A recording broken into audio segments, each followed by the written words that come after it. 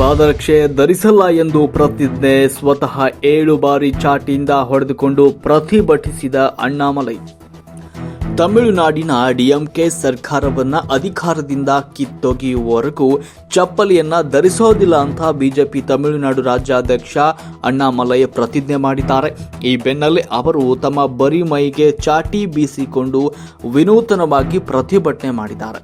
ತಮಿಳುನಾಡಿನ ಪ್ರತಿಷ್ಠಿತ ಅಣ್ಣಾ ವಿಶ್ವವಿದ್ಯಾನಿಲಯದ ಆವರಣದಲ್ಲಿ ಅಪರಿಚಿತ ವ್ಯಕ್ತಿಗಳು 2ನೇ ವರ್ಷದ ಇಂಜಿನಿಯರಿಂಗ್ ವಿದ್ಯಾರ್ಥಿನಿಯ ಮೇಲೆ ಲೈಂಗಿಕ ದೌರ್ಜನ್ಯ ಎಸಗಿದ ಘಟನೆಗೆ ಸಂಬಂಧಪಟ್ಟಂತೆ ಸಂತ್ರಸ್ತೆ ಡಿಸೆಂಬರ್ 24ರಂದು ದೂರು ದಾಖಲಿಸಿದಾಗ ವಿಷಯ ಬೆಳಕಿಗೆ ಬಂದಿತ್ತು.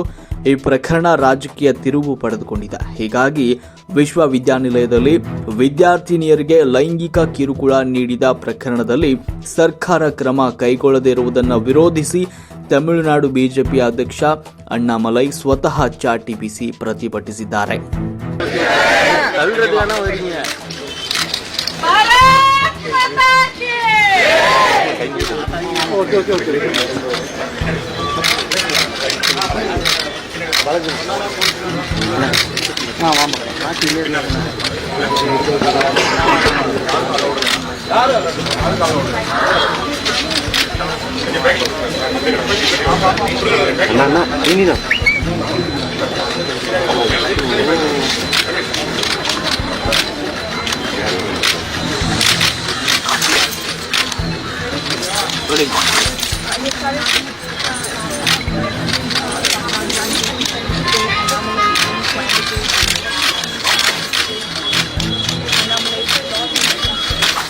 Mentira!